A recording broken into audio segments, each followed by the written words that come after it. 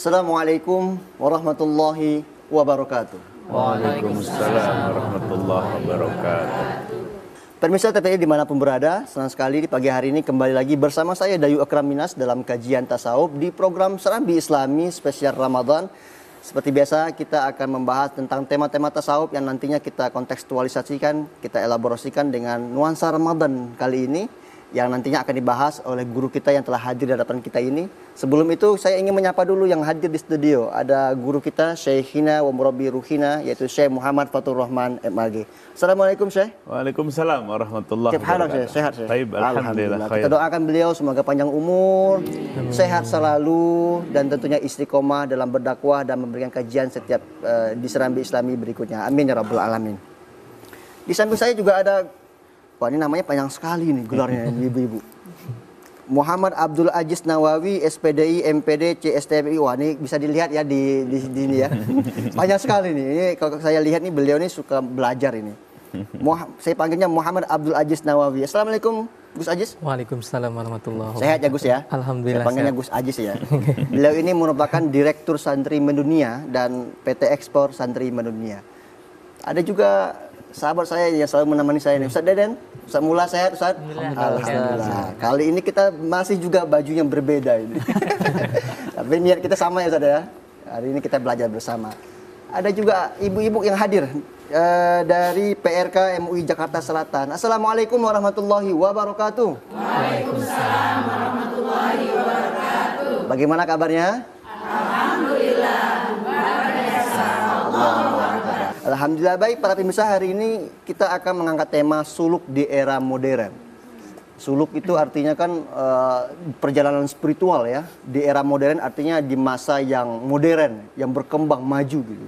Tapi sebelum itu kita dengar dulu dari penjelasan pemantik tema kita kali ini oleh Syekh Muhammad Fatur Rahman. Silakan Syekh.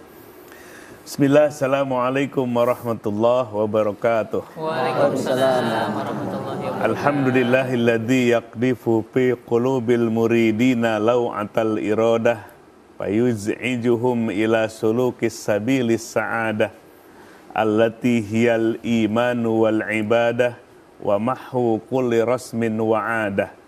Wa sallallahu wa sallama ala sayyidina Muhammadin sayyidi ahli siyadah wa ala alihi wa sahbihi sadatil qadah fi kulli lamhatin wa nafasin adada ma wasi'ahu ilmullah amma ba'd. Alhamdulillah, ayo senantiasa memuji dan bersyukur kehadirat Allah Subhanahu wa taala atas segala karunia yang senantiasa tercurah kepada kita sekalian. Tidak pernah berhenti Allah menganugerahkan karunia-Nya kepada setiap diri kita. Di pagi hari yang cerah ini, di bulan Ramadan, mari kita pelajari, sebab ilmu ini adalah kata Imam Al-Ghazali dalam kitab Minhajul Abidin sebagai akobah yang pertama. Jadi kita dalam ibadah itu punya map. Ya, punya map, nggak acak-acakan. Nah, yang pertama poinnya adalah aqobatul ilmi wal ma'rifah. Kita itu harus selalu mencari ilmu dan ma'rifat, mengenal kepada Allah. Maka harus tumbuh kita ini orang-orang yang benar-benar pencinta ilmu, supaya menghadirkan generasi-generasi yang cinta dengan ilmu. Ya. Nah, maka kita akan mengkaji, di mana kajian kita di pagi hari ini adalah tentang suluk di zaman modern. Nah, Bapak Ibu sekalian, kalau bicara suluk, itu adalah satu istilah yang diangkat dalam ilmu tasawuf. Suluk itu dari salaka yasluku suluk, artinya menempuh atau berjalan. Yang dimaksud suluk di sini adalah perjalanan spiritual, perjalanan kolbu kita, di mana dalam suluk itu Allah sebagai al-hadfu. Allah adalah sebagai tujuan. Tadi secara sederhana, makna sangat sederhana, suluk itu artinya perjalanan yang merupakan item penting di dalam kajian tasawuf. Mungkin bisa dilanjutkan, Syekh? Ya. Yang pertama dalam suluk itu kita harus punya cita-cita. Punya target, di mana targetnya tiada lain dan tiada bukan hanyalah Allah. La maksuda illallah. Tiada yang dimaksud, tiada yang dituju kecuali Allah. Jadi dalam menjalani kehidupan ini Allah lah yang menjadi tujuan kita. Karena kita diperintahkan oleh Allah, hidup ke dunia ini adalah untuk beribadah kepada Allah. Jadi kita jadikan Allah sebagai tujuan. Bukan harta, bukan jabatan, bukan yang lain-lainnya. Nah, jadikan kita memiliki hati yang himmah aliyah, punya cita-cita yang tinggi di mana Allah sebagai tujuan kita. Sehingga ketika kita menjalankan suluk tuh ada yang khusus, ada yang bersifat umum. Ya, yang khusus kita menyendiri, ya. Kemudian secara umum ya menjalani kehidupan kita dalam keseharian. Kita harus suluk kolbu kita, di mana jadikan Allah sebagai tujuan. Sudah bisa belum Allah dijadikan sebagai tujuan? Ini kadang-kadang masih matre aja. Materialistik ya. Cari mantu ukurannya uang. Ya, segalanya uang aja. Uang aja. Wah, ini udah materialistik namanya. Penyakit kebendaan di zaman modern itu semakin kuat materialistiknya. Kalau nggak ada uang, nggak bisa apa-apa. Kalau punya uang, bisa segala-galanya. Nah, ini salah kaprah. Justru dalam kehidupan ini, jadikanlah Allah sebagai tujuan. Pasti kita akan nikmat dan bahagia. Coba kalau cari-cari muka, capek nggak? Kita udah punya muka dicari-cari. Mana muka, kan capek jadinya. Tuh, orang yang cari muka tuh capek. Tapi kalau yang mencari ridho Allah, di mana saja Allah ada. Wa huwa ma'akum ainama kuntum. Dia Allah berserta kalian dimanapun kalian berada. Wa nahnu aqrabu ilaihi min hablil warid. Allah berfirman, kami lebih dekat dibandingkan dengan urat nadinya. Bayangkan, Allah lebih dekat dibandingkan urat nadi kita sendiri. Kemudian jangan sampai dalam suluk itu kita punya cita-cita lain. Contoh misalnya, nih kerjakan sholawat biar supaya cepat kaya. Baca nih wirid supaya naik jabatan. Ya, itu cita-cita yang salah. Apakah kita cita-cita jadi orang kaya salah? Nggak salah. Apakah kita meminta kepada rezeki yang banyak? Nggak salah. Tapi kalau ibadah kita niatnya dunia, itu yang salah.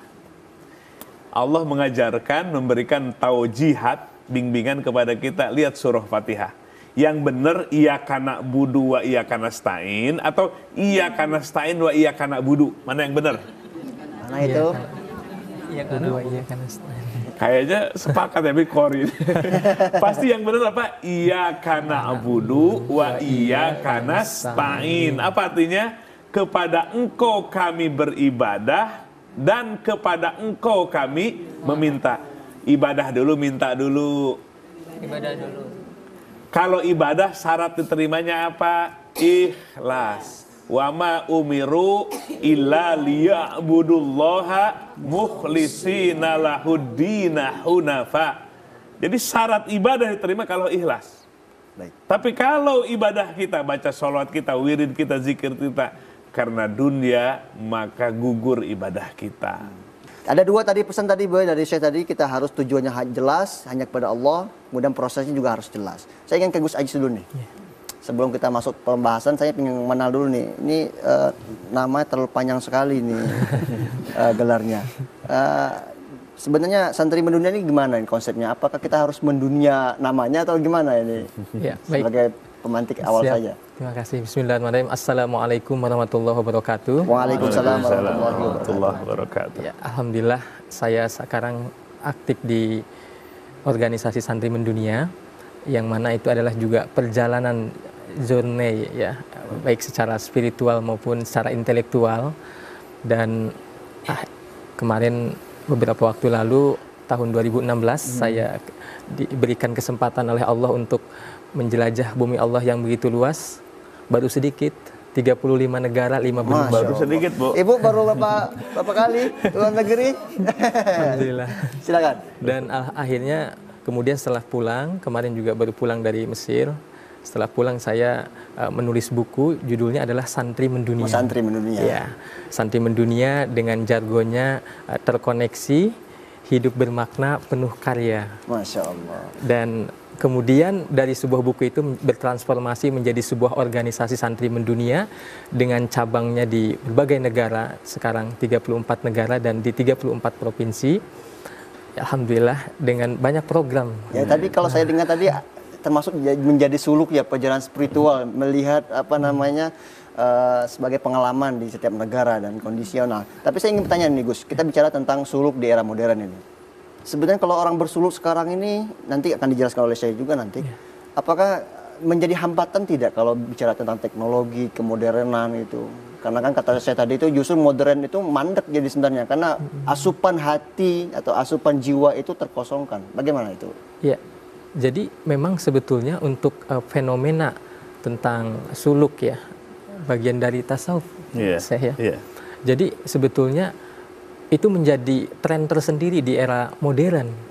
Makanya itu menggugurkan hipotesis dari banyak pemikiran filsuf modern. Seperti misalnya saya menyebut namanya Emil Durkheim.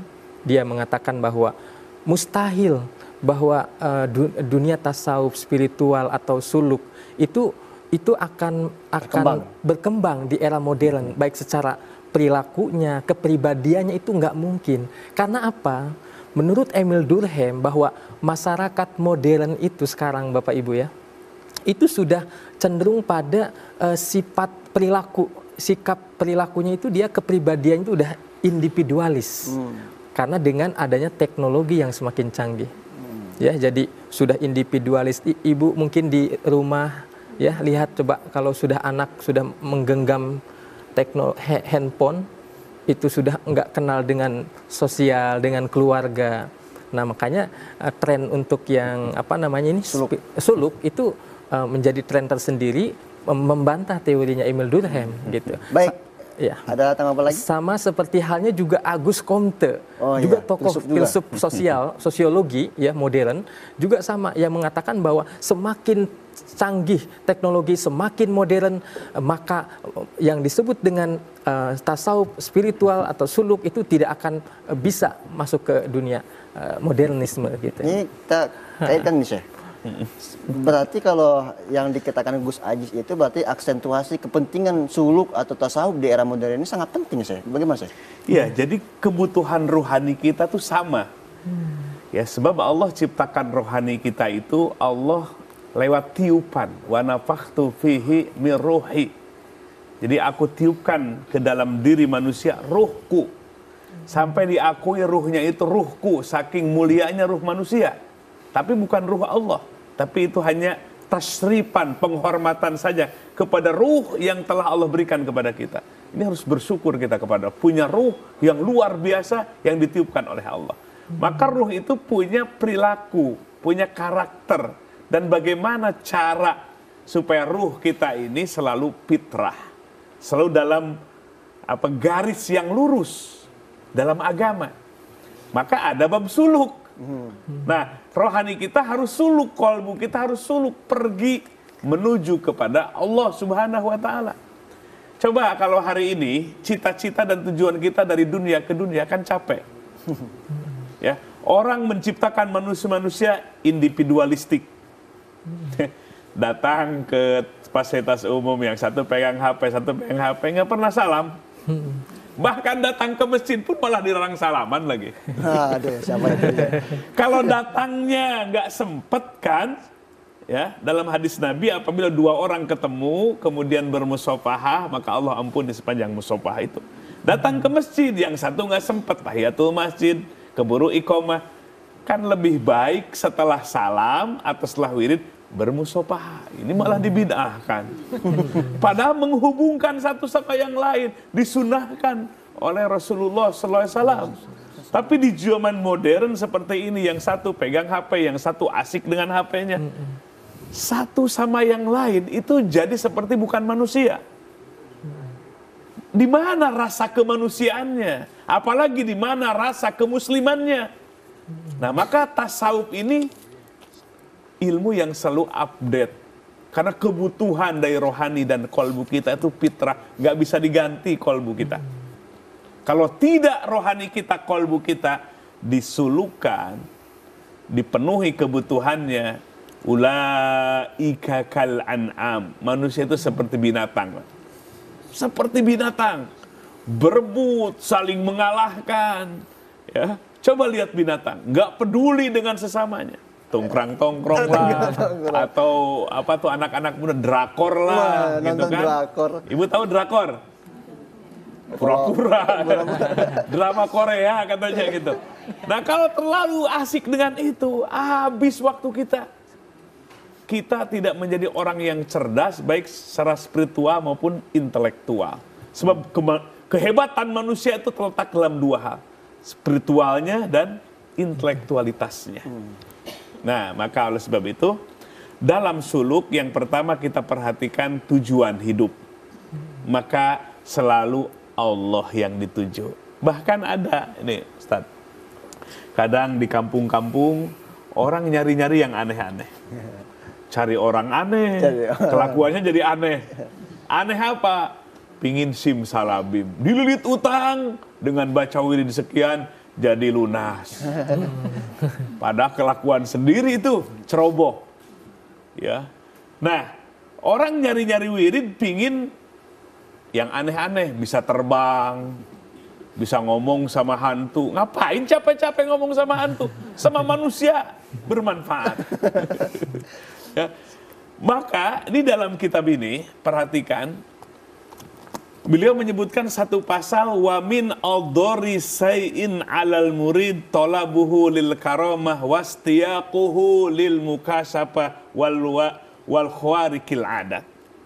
Disebutkan bahwa hal yang paling memadaratkan, yang paling merusak bagi seseorang, bagi murid, adalah ketika punya keinginan bisa melihat yang gaib.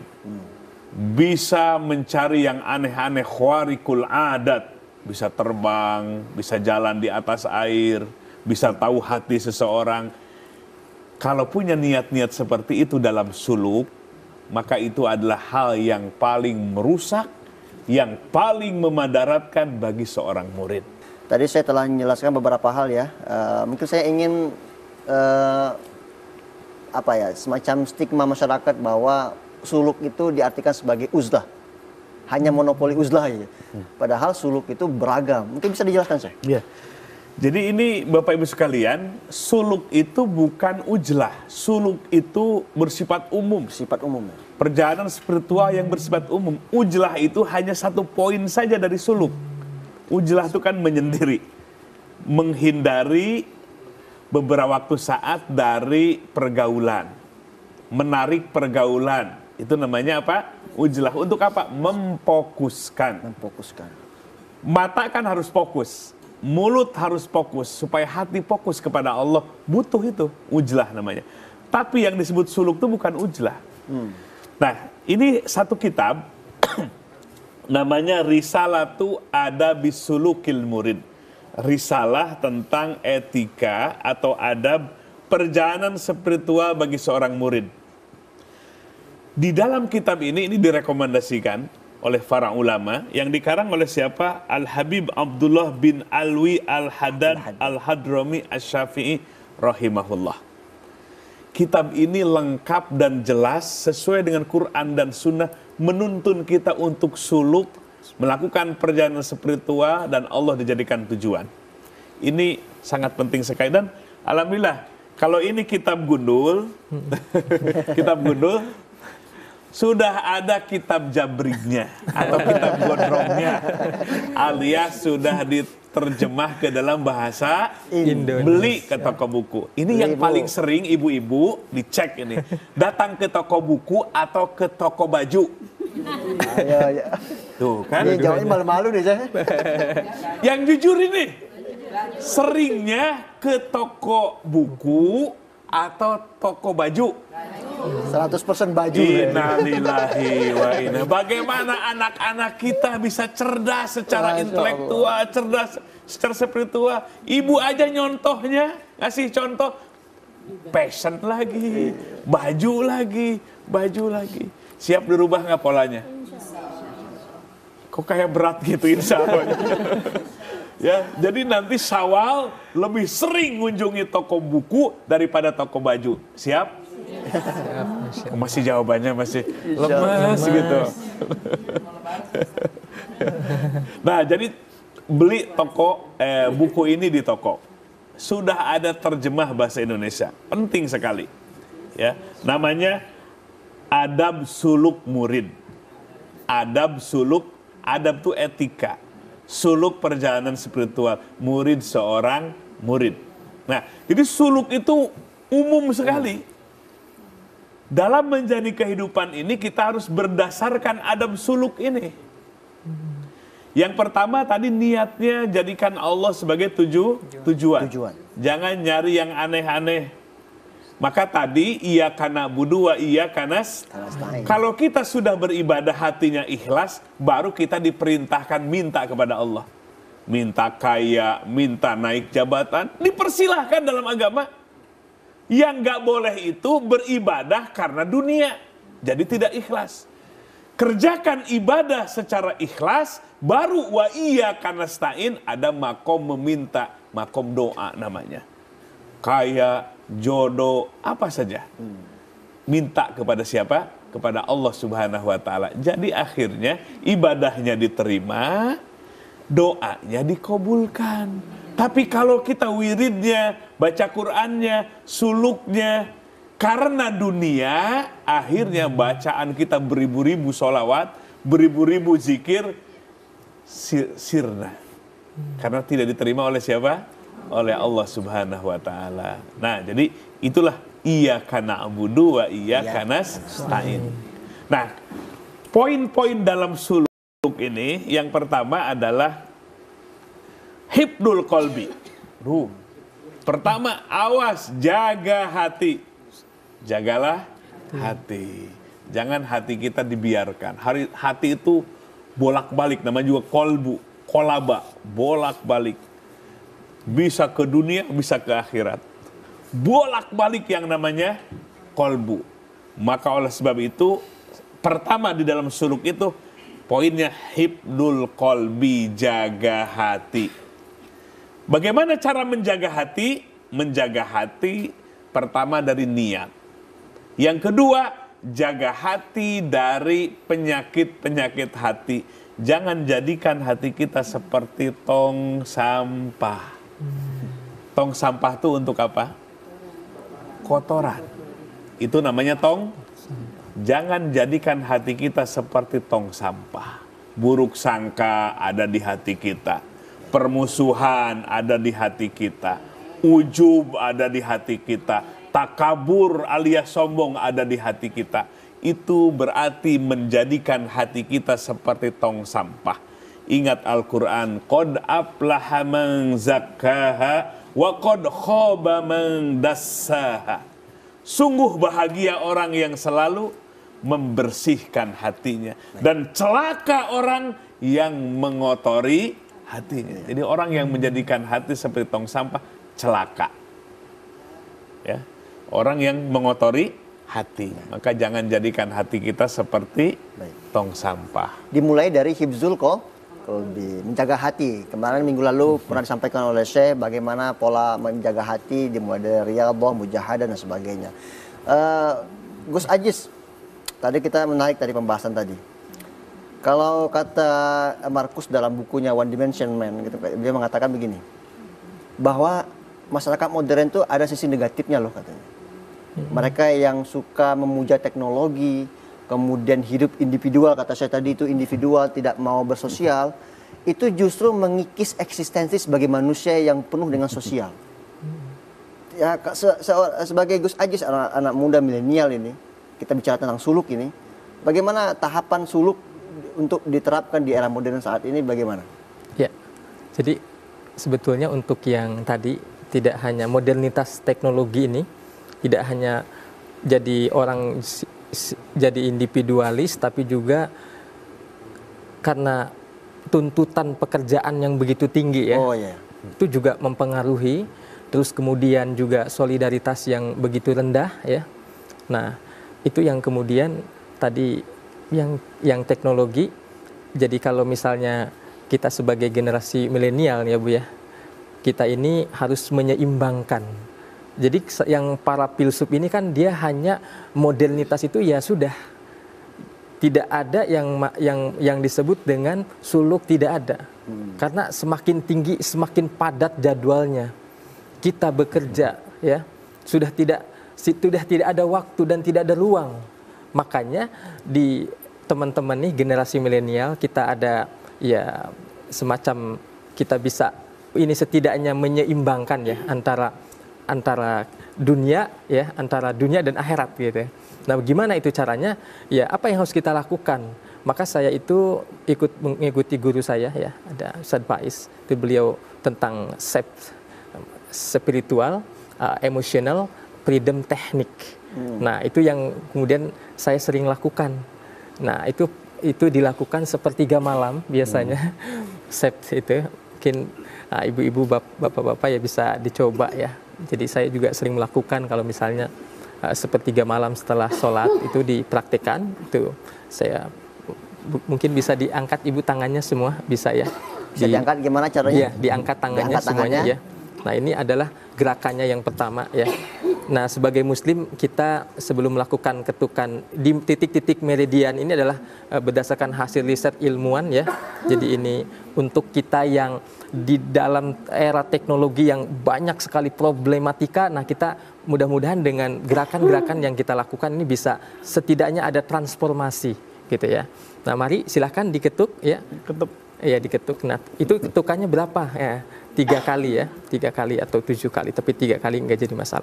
Ya, nah itu sebelumnya itu ibu-ibu ya, jadi kita tarik napas dulu ya, jadi posisinya juga yang rileks gitu, jadi nggak tegang gitu.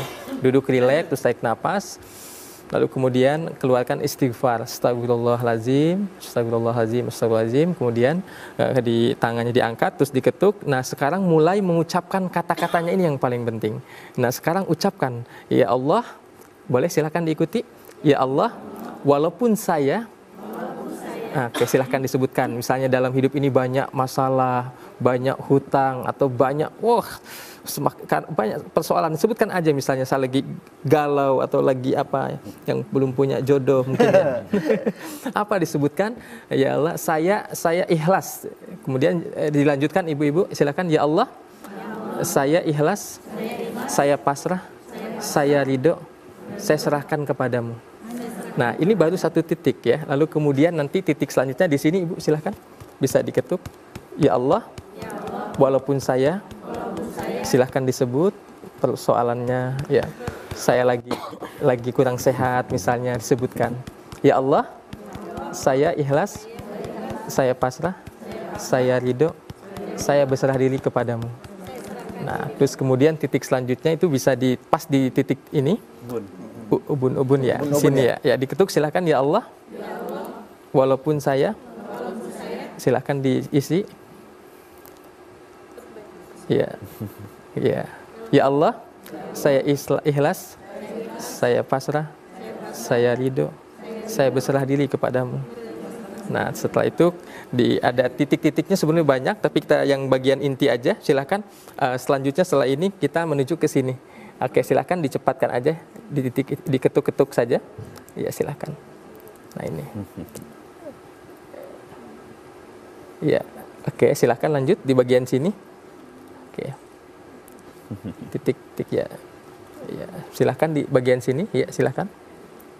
Pakai 3 jari ya. Ya, silakan diketuk bagian.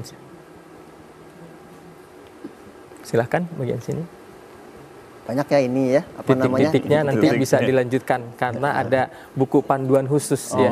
Jadi intinya yang dari semua ini apa itu, Gus? Jadi untuk yang saya lakukan ini hubungannya memperkuat tentang spiritual ya. Artinya dibikin format ya. Format ya, betul. Tapi kalau yang ini semacam format panduan untuk pemula ya. Tapi dalam tanggapan ini tasawuf suluk untuk era modern gimana?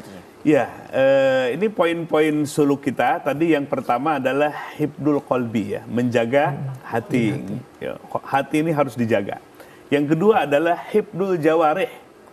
Kita diberi anugerah oleh Allah panca indera yang sempurna. Mata, mulut, telinga ya. Itu adalah al-jawarih. Panca indera, alat semua, wadifah, punya tugas masing-masing. Itu harus benar-benar dijaga. sesuai dengan wadifahnya, sesuai dengan fungsinya. Jadi bagaimana menjaga mulut kita, bagaimana menjaga mata kita. Satu saja nih, ibu-ibu, bapak-bapak, jaga mata saja. Kita sudah bisa apa belum? Setiap hari apa yang kita lihat? Al-Quran, buku, apa? Pakaian. Ya. Nah, itu semua nikmat dari Allah. Dan semua nikmat Allah itu akan dihisab oleh Allah. Jadi mata kita akan dihisab oleh Allah, mulut kita akan dihisab oleh Allah, telinga kita akan dihisab oleh Allah, tangan dan kaki kita semua akan dihisab oleh Allah. Maka dalam perjalanan suluk kita, dalam poin yang kedua adalah hifdzul jawarih, jaga panca indera kita. Ya, jangan sampai menggerakkan panca indera kita membuat Allah murka.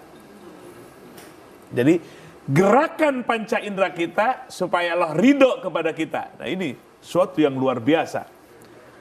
Jadi bukan yang terjauh dalam diri kita, yang terdekat dengan diri kita, kita jaga.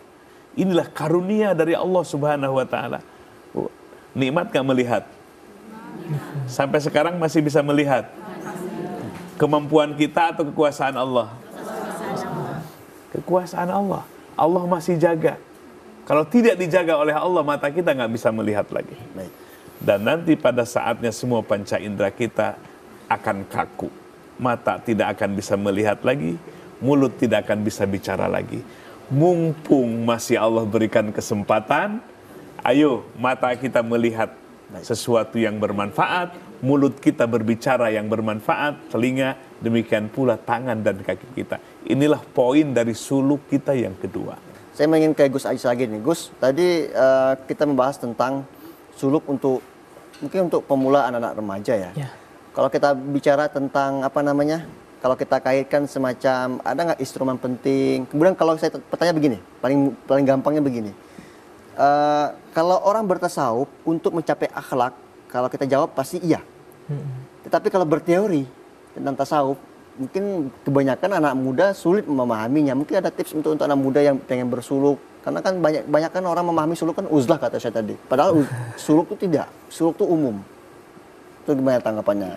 Ya, jadi kalau untuk anak muda, lagi-lagi saya ingin memberikan ya 1 jam transformasi perubahan untuk menuju perubahan ya. Bisa jadi ini nanti menjadikan dia berkepribadian soleh ya secara privat ataupun secara publik ya. Lalu kemudian menjadikan dirinya sebagai orang yang berperilaku baik ya, dan juga menjadikan dirinya kualitas ibadahnya meningkat. Nah, itu gimana? Yang kita lakukan itu ada 1 jam. Hanya meluangkan waktu 1 jam saja. Kebanyakan anak-anak muda sekarang itu kan kalau main teknologi, HP? Main HP itu yang scroll, sampai waktu itu berjam-jam. Dalam 24 jam itu hampir separuhnya bisa jadi. Bahkan tingkat di Indonesia ini tertinggi sekali pengguna handphone ya. Makanya bagaimana setidaknya ya kita ya memberikan kesempatan untuk anak-anak muda kita, anak-anak kita ibu ya, itu untuk menerapkan formula ya 1 jam ya. 1 jam ya, panduan 1 jam untuk tadi ya, untuk bagaimana mengingatkan anak-anak kita kepribadian saleh tadi ya. Gitu. Nah, gimana caranya? 1 jam itu dilakukan sebaiknya ba'da sholat, setelah sholat 5 waktu, kapanpun dimanapun ya. Nah, apa yang dilakukan dalam waktu 1 jam itu kita pecah ya. Di sana ada ilmu, ada spiritual, ya, ada intelektual. Nah, tugasnya apa? 1 jam itu berapa menit? 60 menit. 60 menit. Nah, itu apa yang harus kita lakukan? Yang pertama adalah ini ya, kita pecah dulu 30 ya. 30 menit itu isinya adalah 10 menitnya adalah evaluasi. Mengevaluasi. Pernah nggak ibu-ibu mengevaluasi tentang apa yang udah dilakukan, apa yang belum dilakukan hari ini? Misalnya hari ini tidak bersalaman dengan suami, hari ini tidak tersenyum kepada 5 orang misalnya, dicatat saja. Hari ini saya tidak sholat duha, hari ini saya apa, itu dicatat saja. Ya, itu evaluasi 10 menit. 10 menit. 10 menit ya. Lalu kemudian 10 menit selanjutnya adalah mencatat ya program-program jangka pendek ya. 10 menit yang selanjutnya itu mencatat program-program jangka panjang. Berarti jumlahnya berapa? 30 menit. Nah, lalu kemudian sisanya 30 menit lagi. Nah, 30 menit itu dipecah ya. Yang 20 menit itu isinya adalah kita bagaimana kita membaca buku 15 menit. Sanggup enggak kira-kira membaca buku 15 menit? Insya Allah. Nah, buku-buku yang seperti apa? Buku-buku yang seperti disampaikan oleh Syekh ya. Nah, itu buku suluk ya. 15 terakhirnya? Ya, 5 menitnya adalah menyimpulkan, lalu kemudian 10 menitnya lagi adalah kita bagaimana mengafirmasi tafakkur kepada Allah Subhanahu wa taala. Baik. Kalau kita kaitkan dengan tasawuf suluk ini, Syekh, ada evaluasi kayak sama kayak muhasabah. Gimana itu? Jadi ini kan kalau di pesantren ya, pesantren untuk anak-anak, tasawuf kita sudah dipraktekkan mulai dari TK. Masya Allah. TK, kemudian sekolah dasar, sanawiyah, aliyah, sampai perguruan tinggi. Nah, bagi yang TK atau SD, itu bisa kita tulis. Ya, misalnya, sudahkah kita membersihkan hati kita dari penyakit hati yang 10?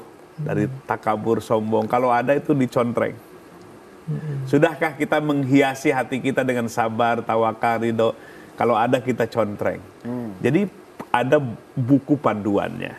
Nah, itu sebetulnya adalah suluk. Disesuaikan dengan tingkatan. Baik untuk anak TK, SD, SMP, SMA, dan perguruan tinggi sampai dewasa. Nah, ini sangat penting sekali. Jadi kita ini harus ada catatannya. Tapi yang terpenting dari catatan itu adalah Nabi ya bersabda, istafti kolbak, mintalah fatwa ke dalam hatimu. Ayo, hati kita jujur apa enggak? Yang suka dusta apa? Lisan kita. Tapi kolbu kita jujur. 1 tahun yang lalu apa yang kita lakukan? Lebih banyak baca Qur'annya. Mata kita untuk apa kita fungsikan? Mulut kita apa yang kita ucapkan? Nah, itu semuanya terekam dalam kolbu kita. Makanya Nabi sabda istafti kolbak, mintalah fatwa ke dalam hatimu. Nah, itulah yang disebut dengan proses muhasabah. Sebetulnya bagi kita dalam menjalankan ilmu tasawuf itu, pandailah kita mengkoreksi, mengkritik diri kita sendiri. Biasanya kalau kesalahan orang lain kecil suka besar apa enggak? Sedikit suka banyak enggak? Nah, kalau kesalahan sendiri dilupakan ya. Baik, Syekh. Baik, di sini kita akan masuk dalam segmen pertanyaan, Syekh. Di sini ada pertanyaan dari jamaah, kemudian ada juga Fiti. Ibu sudah mempersiapkannya? Pertanyaannya? Sudah? Ya, tapi saya ingin masuk dulu ke Fiti dulu nih. Video TV kita, silakan ditampilkan. Assalamualaikum warahmatullahi wabarakatuh. Habib Syekh, perkenalkan saya Muhammad Rusmin dari Makassar. Izin bertanya, Syekh. Apakah kejadian bencana alam yang terjadi akhir-akhir ini terkait dengan pengamalan tasawuf, ilmu tasawuf seseorang?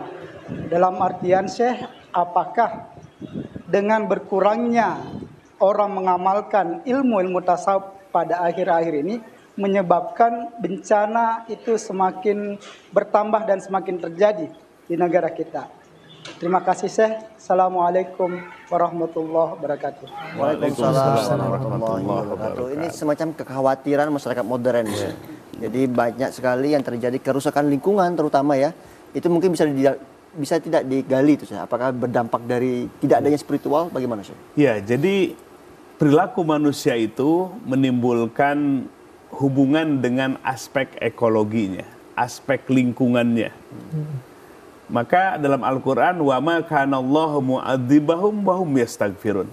Allah tidak akan mengazab satu kaum kalau mereka banyak istighfar. Kalau mereka banyak tobat kepada Allah. Di sepertiga malam, wabil ashari hum yastaghfirun, di waktu sahur, sepertiga malam mereka beristighfar kepada Allah. maka tidak akan diberikan azab oleh Allah Subhanahu wa taala. Nah, kita ini, perilaku kita, dosa kita, kezaliman kita membuat Allah murka. Tapi dalam hadis qudsi, ketika Allah sudah murka, hampir menurunkan azabnya, kemudian Allah melihat sisi lain. Orang yang bangkit di sepertiga malam, mencucurkan air matanya ketika beristighfar, ketika zikir kepada Allah, berdoa kepada Allah dengan hati yang hati yang munkasirah. Munkasirah itu hati yang sakit, mengadu kepada Allah Subhanahu wa taala, hati yang remuk, mendekat kepada Allah, munajat kepada Allah. Itu murka Allah surut kembali. Surut kembali. Makanya kalau di muka bumi ini sudah tidak ada wali Allah, sudah selesai. Bumi nggak akan berputar lagi. Bumi nggak akan bergerak lagi. Disebutkan dalam hadis Rasulullah Sallallahu Alaihi Wasallam, la tuqamus sa'ah hatta la yuqala fil ardi Allah, Allah, Allah. La taqumus sa'ah, tidak akan terjadi hari kiamat. Atau al-zalazil, gempa-gempa, musibah-musibah, hingga di muka bumi ini tidak ada lagi orang yang zikirnya Allah, Allah, Allah setiap tarikan napasnya. Jadi sepanjang di dunia ini ada yang zikir Allah, tersambung, terkoneksi dengan Allah, maka Allah akan masih jaga dunia ini, tidak akan terjadi kiamat. Nah, termasuk tanda-tanda kiamat itu al-zalazil, gempa-gempa. Itu kalau tidak ada wali-wali Allah di muka bumi ini, yang selalu sujud, yang selalu menangis, yang selalu merintih kepada Allah, selalu munajat kepada Allah, doanya bukan untuk dirinya sendiri, tapi doa dan doa untaian doanya untuk seluruh umat manusia. Doa dan doanya untuk orang-orang yang beriman, baik yang hidup maupun yang sudah meninggal. Maka membuat surut murka Allah Subhanahu wa taala. Jadi kita kebagian karena masih ada orang soleh, wali-wali Allah Subhanahu wa taala. Jadi sebetulnya ini manusia itu numpang hidup pada wali Allah. Ya, numpang hidup pada wali karena rahmat Allah diturunkan, karena masih melihat ada wali-walinya, para kekasihnya yang kolbunya tidak pernah putus dari mengingat Allah Subhanahu wa taala, di mana kolbunya dipenuhi oleh mahabbah, kecintaan kepada Allah, sehingga kapanpun dan dimanapun berada, dia merasakan hadirnya Allah. Baik, ini kita bicara tentang hati ya, tentang kolbu harus dirubah paradigmanya Bu. Kalau tentang alam itu nggak boleh dijadikan instrumen jadi lawan, tapi alam itu adalah partner kita, teman kita juga. Maka kita harus merawatnya. Di sini ada yang bertanya, ibu-ibu, silakan. Assalamualaikum warahmatullahi wabarakatuh. Waalaikumsalam warahmatullahi wabarakatuh. Saya Sahla. Izin bertanya, Syekh. Ya, silakan Bu. Apakah beda suluk dengan khalwat? Terima kasih. Assalamualaikum warahmatullahi wabarakatuh. Waalaikumsalam warahmatullahi wabarakatuh. Gus Aziz mau menjawab tentang mungkin saya dulu ada perbedaan nggak tidak Ya. suluk dengan khalwat? Ada satu kitab, ini namanya kitab Tanwirul Qulub fi Muamalati Alamil Ghuyub, yang dikarang oleh Syekh Muhammad Amin Al-Qurdi Asy-Syafi'i rahimahullah. Penerang hati. Penerang hati. Kitab yang isinya ada ilmu tauhid, ilmu fikih dan ilmu tasawuf, memenuhi rukun agama yang 3. Dalam bab tasawuf memuat satu judul namanya Al-Khalwat. Al-Khalwat itu artinya ya, khalwat itu dari khola, artinya mengasingkan atau menyendiri. Dia menyendiri, namanya khalwat. Ada yang disebut dengan syarat-syaratnya ketika berkhalwat itu. Nah, berkhalwat itu adalah bagian dari suluk. Jadi khalwat itu bagian dari suluk. Artinya kita ini membutuhkan dalam penyendirian dan merasakan kebersamaannya dengan Allah Subhanahu wa taala. Makanya dimatikan TV-nya, dimatikan handphonenya. Kita ingin mendekat kepada Allah Subhanahu wa taala, tidak mau terganggu hati dan panca indera kita, namanya berkhalwat. Nah, Berkholwat itu adalah sesuatu rangkaian dari suluk kita. Nah, suluk itu adalah umum. Nah, kholwat itu seperti ujlah, bagian-bagian dari suluk. Di sini masih ada yang bertanya, silakan. Silakan Ibu. Assalamualaikum warahmatullahi wabarakatuh. Waalaikumsalam warahmatullahi wabarakatuh. Saya Hajasun Ahmar Zuki. Sangat tertarik dengan pembahasan pagi hari ini yang berjudul Suluk di Era Modern. Namun setelah mendengarkan penjelasan dari Syekh Muhammad Fatur Rahman, ada timbul pertanyaan pada diri saya, bolehkah gitu di kantor tempat bekerja dijadikan tempat bersuluk? Sebelumnya terima kasih atas jawabannya. Wassalamualaikum warahmatullahi wabarakatuh. Tempat kerja. Warahmatullahi wabarakatuh. Tempat kerja. Jadi tempat suluk. Tempat suluk. Oh iya baik. Ini kita lemparin ke Gus Ajis ini. Artinya suluk di dalam bekerja lah. Artinya gimana itu Gus Ajis? Ya, Ya dalam tempat bekerja. Silakan ya, Gus Ajis. alhamdulillah pertanyaan yang bagus.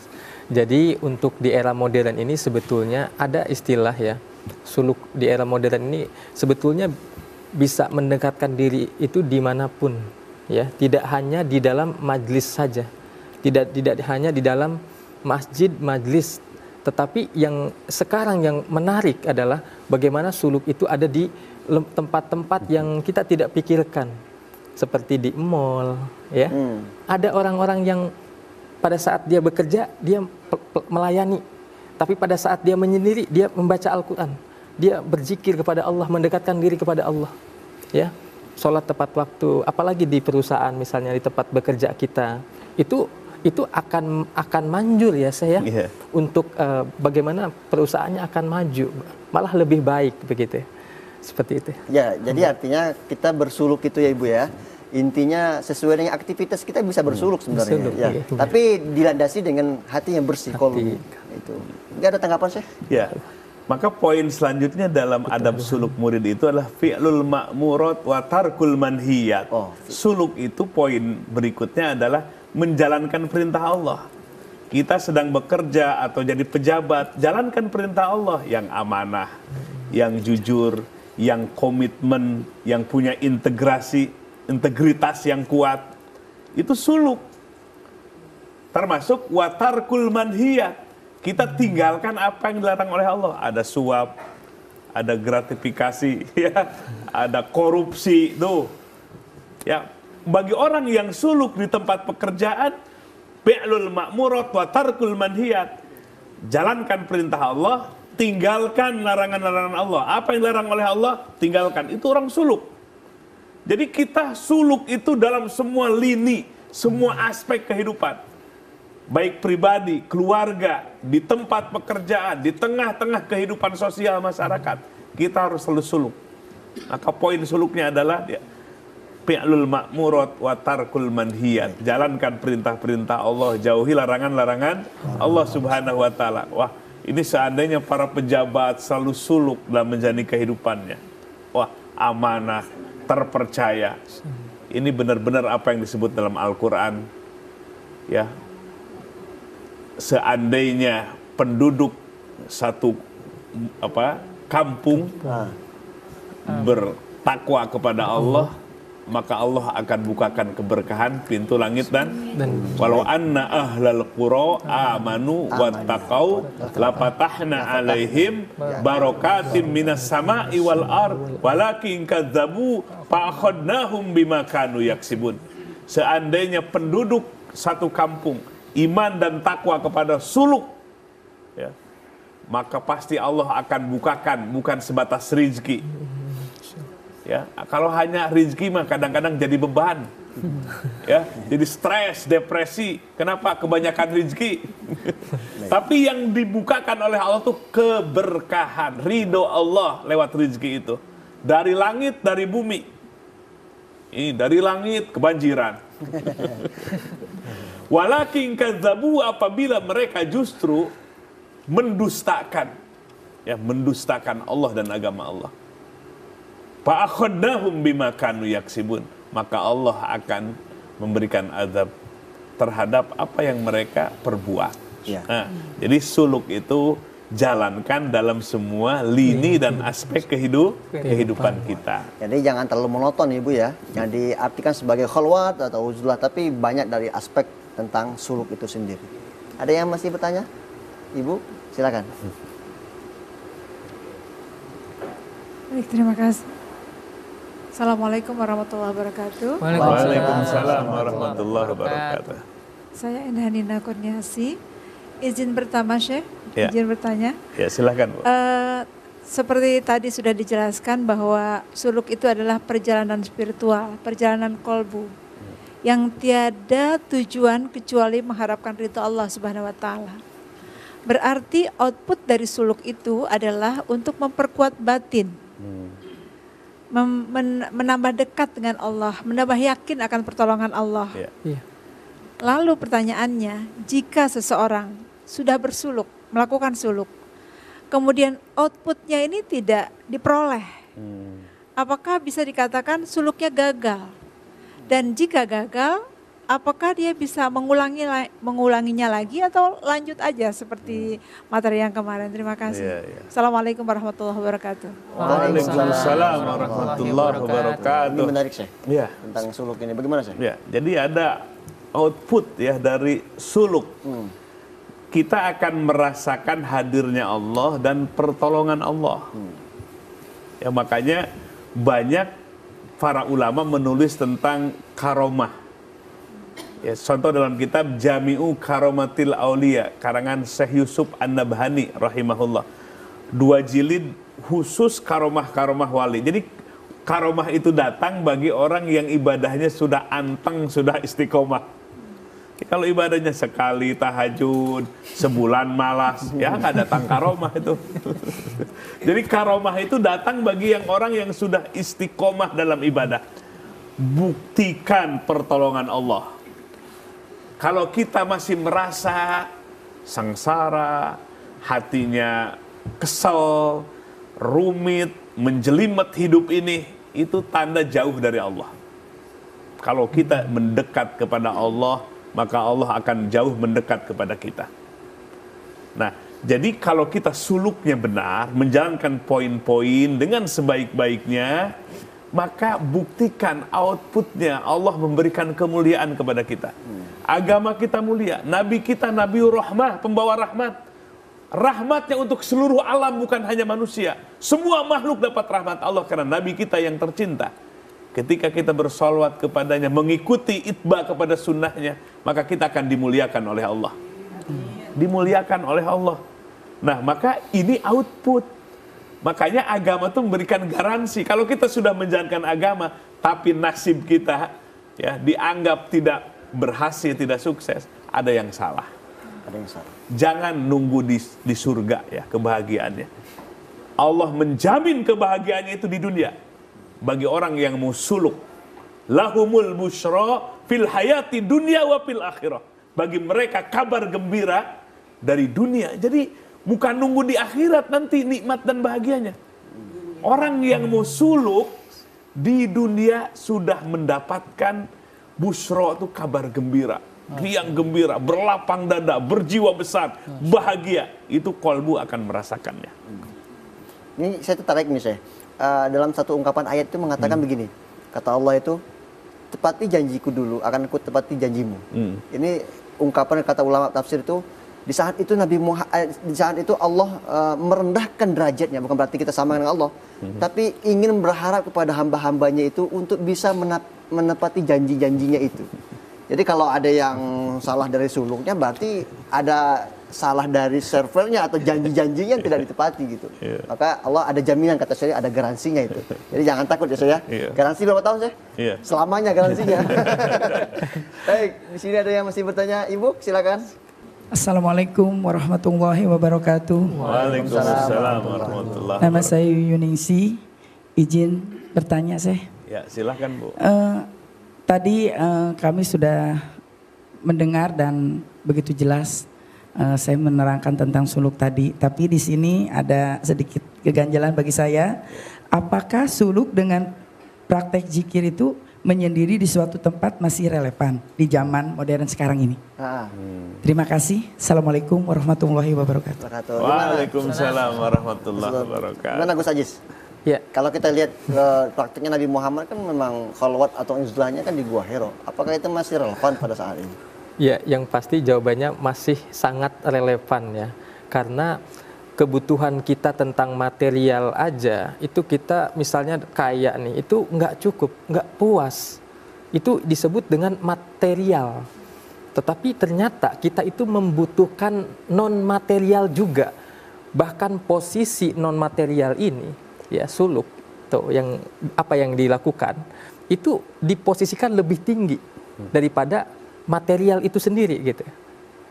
Makanya ya kalaupun sekarang nih yang zikir itu saya coba praktek ya, itu waktu di jalan misalnya, itu kan kalau di kota-kota besar itu kan ada menit banyak banget tuh sampai 100 detik kalau nggak salah ya. Itu kan sayang kalau tidak digunakan oleh diri kita untuk berzikir kepada Allah ya. Makanya dimanapun dan dalam kondisi apapun ya mengingat Allah, menghadirkan keberadaan Allah gitu. Makanya ini sangat relevan karena kebutuhan kita ketika hidup ini kalau tidak dibarengi dengan ya tadi ya suluk zikir ini ya kita akan mengalami krisis. Nah, gitu. Kalau dibilang apa tadi yang dikatakan Gus Ajis tadi bahwa relevannya bukan menjadi satu-satunya ya, tapi memang relevan untuk ketika kita sudah gelisah dan apa namanya membutuhkan asupan-asupan rohani gitu. Tapi bukan satu-satunya dalam bersuluk, tapi menjadi rangkaian di dalam bersuluk ya sih ya. Ustadz mau bertanya? Baik. Boleh silakan. Mohon izin Syekh. Ya silakan. Terima kasih Sedayu. Gini Syekh, apakah kita boleh menceritakan perjalanan spiritual kita? Semisal saya bertemu dengan wali algo segala macam. Nah itu sampai pada kontroversial itu seperti itu. Apakah kita boleh menceritakan perjalanan kita gitu? Baik, ini pertanyaan bagus nih Syekh. Mana Syekh? Jadi begini, masih dalam kitab yang sama, Tanwirul Qulub fi Muamalati ala bil Ghuyub. Kalau seseorang murid mendapatkan karunia itu ada dua. Ada rizki yang materi, naik pangkat, sukses dalam berbisnis. Ada kenikmatan batin. Nah salah satunya kenikmatan batin itu Allah jumpakan ruh kita dengan ruh wali-wali Allah. Mau apa enggak? Layak apa enggak? Kalau itu enggak layak kali. Kita ketemu sama Pak Presiden, layak apa tidak? Apalagi dengan wali Allah. Tapi jangan kecil hati, mudah-mudahan Allah jumpakan. Amin. Ya. Nah, kalau orang dapat karunia, namanya karunia spiritual, jumpa dengan wali Allah. Tidak boleh disampaikan kepada orang lain, hanya kepada mursyidnya. Kenapa? Satu, kalau kita sampaikan kepada kawannya, sahabatnya, khawatir ini jadi ujub, takabur, bangga diri, sombong jadinya. Wah, saya sudah jadi orang istimewa, saya udah jadi orang hebat. Itu yang dikhawatirkan. Maka oleh sebab itu, sampaikanlah kepada mursyidnya supaya tidak berdampak negatif di dalam kolbunya dan menganggap bahwa itu adalah berkah dari mursyidnya yang hakikatnya anugerah dari siapa? Dari Allah Subhanahu wa taala lewat mursyidnya. Hakikatnya dari Allah lewat mursyid, itu karunia, sehingga tidak ada keakuan di dalam hatinya, dalam diri kita. Terima kasih masih bersama kami dalam program Serambi Islami spesial Ramadan. Alhamdulillah kita sudah di penghujung acara di segmen kesimpulan hari ini. Mungkin Gus Aji bisa memberikan kesimpulan di tema kali ini. Ya baik, Alhamdulillah. Jadi apa yang saya sampaikan tadi hasil dialog kita bersama. Jadi sebetulnya baik safety, spiritual, emotional freedom teknik ataupun 1 jam transformasi untuk kita berubah ya. Itu semua harus dilakukan secara istiqomah. Kalau nggak istiqomah, nggak akan ada perubahan ya. Apapun yang kita lakukan itu. Suluk juga harus dibarengi dengan 3S. Pertama adalah selalu positif. Jadi menjalankan suluk itu harus dibarengi dengan positif ya, pertama. Yang kedua adalah selalu sedekah. Sedekah tidak harus berbentuk materi. Tepuk tangan, sedekah. Ya. kemudian tersenyum sedekah. Dan yang ketiga adalah selalu tafakkur, selalu mengafirmasi. Ya, mengafirmasi. Nah, itu kerangkaian 3 itu dibarengi dalam menjalani kehidupan kita sehari-hari di era modern ini. Makanya tadi saya sampaikan goalnya kita adalah dalam suluk ini adalah bagaimana menjadikan kita manusia yang berkepribadian soleh, baik secara privat di rumah kita dimanapun, ya, atau publik di luar waktu ketemu orang, ya, baik dengan alam semesta, dengan Allah Subhanahu Wa Taala. Itu terus kemudian berperilaku juga baik, dan juga harapannya adalah bagaimana kita lebih meningkatkan kualitas ibadah kita kepada Allah Subhanahu Wa Taala. Baik, silakan Syekh. Ya, pemirsa TVRI yang dirahmati Allah Subhanahu Wa Taala, ruh kita itu bersifat abadi. Jadi semenjak diciptakannya terus abadi. Maka kenalilah ruh kita, kenalilah kolbu kita. Maka pelajaran tasawuf ini tidak akan pernah usang, karena kebutuhan mendasar dari ruh kita. Dan ruh kita itu bersifat abadi, beda dengan jasmani kita. Jasmani kita ini kecil, besar, dan kemudian mati jadi tulang belulang. Tapi ruh kita semenjak ditiupkan akan diabadikan oleh Allah Subhanahu Wa Taala, maka kebutuhannya bersifat permanen. Maka oleh sebab itu mari kita suluk, ya, di jalan Allah Subhanahu Wa Taala. Carilah mursyid untuk membantu ruh atau kolbu kita, maka insya Allah kita akan bahagia. Dan kebahagiaannya jangan nunggu di surganya Allah. Semenjak di dunia Allah sudah berikan kabar gembira, lahumul busyra fil hayati dunya wa fil akhirah, bagi mereka kabar gembira dari dunia ini sampai di akhirat. Nahnu auliyaukum, firman Allah, kami jadi pelindung kalian. Kalau kita dilindungi oleh Allah, pasti selamat dan bahagia. Baik, ada pelajaran penting untuk kita semua bahwa suluk itu dimulai dari menjaga hati, kemudian menjaga anggota tubuh kita, yang terakhir adalah menjaga perbuatan kita dari perbuatan yang mungkar dan melakukan perintah Allah Subhanahu Wa Taala. Terlihat sangat ekstrim, sangat sulit sekali, ya. Tetapi kata ulama sufi bahwa semua ilmu tasawuf itu ada tempatnya, ada isti'dadnya, ada persiapannya, ada disposisinya. Dan sekarang ini kita mulai dari mempersiapkan hati kita untuk yang menjadi lebih baik. Baik pemirsa, terima kasih Syekh. Ya. Terima kasih Gus, Ustaz Mula, Ustaz Deden, dan ibu-ibu dari PRK, ya, dari MUI Jakarta Selatan. Terima kasih. Tentunya juga para pemirsa yang ada di rumah. Tonton terus Serambi Islami spesial Ramadan setiap hari Senin sampai Minggu, tentunya hari Kamis, yaitu tentang kajian tasawuf jam 4.30 waktu Indonesia Barat, hanya di TVRI. Tapi sebelum itu nanti kita akan berdoa bersama, bermuhasabah. Semoga puasa kita hari ini diterima oleh Allah dan tentunya aktivitas kita bernilai kebaikan. Amin ya rabbal alamin. Wallahu yuwaffiqu fi ma yuhibbu wa yarda. Assalamualaikum warahmatullahi wabarakatuh. Waalaikumsalam. Baik, Bapak Ibu sekalian, pemirsa TVRI, mari kita pejamkan kedua matanya. Kita bermuhasabah beberapa saat ke depan. Apa yang kita lakukan selama ini semuanya akan dihisab oleh Allah Subhanahu Wa Taala. Imam Ali mengatakan, ad-dunya, bahwa dunia ini adalah amalun wala hisabun. Tempatnya beramal, bukan pembalasan Allah yang sebenarnya. Dosa kita belum akan dibalas di dunia. Begitu juga amal ibadah kita tidak akan balas di dunia, sebab tidak ada tempatnya. Wal akhiratu hisabun wala amalun. Sementara nanti akhirat adalah tempatnya pembalasan Allah. Walaupun amal kita sebesar biji zarrah, walaupun sebesar biji sawit. Dan di akhirat itu tidak bisa beramal lagi, walaupun kita menginginkan untuk kembali ke dunia untuk beramal. Kesempatan masih terbentang di hadapan kita. Kehidupan dunia yang sesaat ini, mari kita susul ketertinggalan kita di masa lalu, kelalaian hati kita di masa lalu.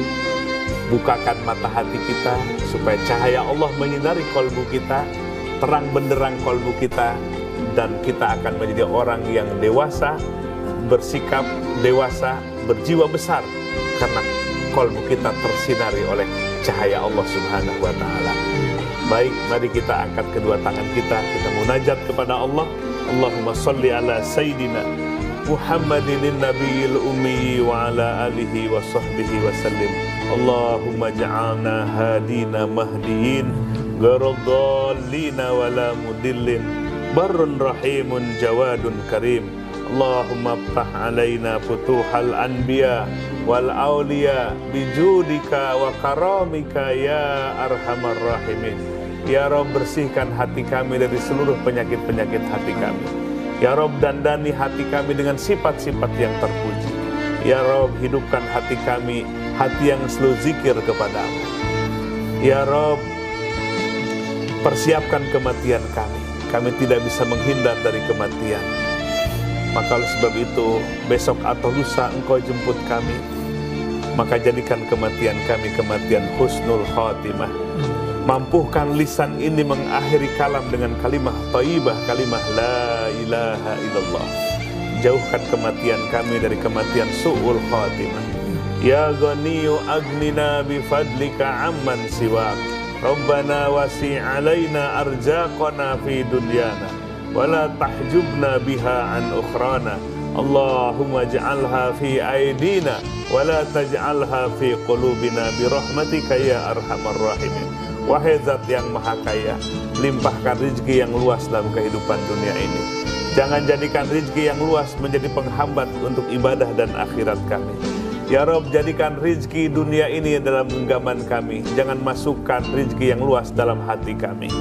Rabbana hablana min azwajina wa dhurriyyatina qurrata a'yun waj'alna lil muttaqina imama. Wa sallallahu ala sayyidina Muhammadin wa ala alihi wa sahbihi wa sallam. Walhamdulillahi rabbil alamin.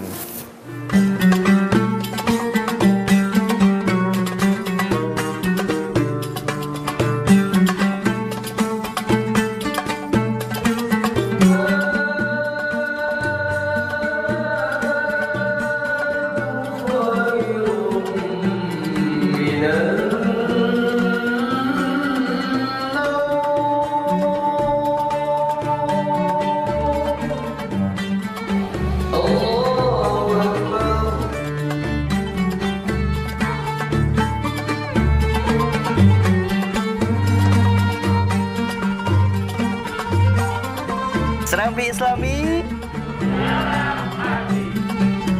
Salah satu fungsi ilmu tasawuf itu membuat hati kita jadi lapang dada, berjilum lapang dada. Nah, sementara hari ini kemajuan ilmu pengetahuan dan teknologi semakin berlimpah, maka efek yang akan dirasakan adalah jiwa manusia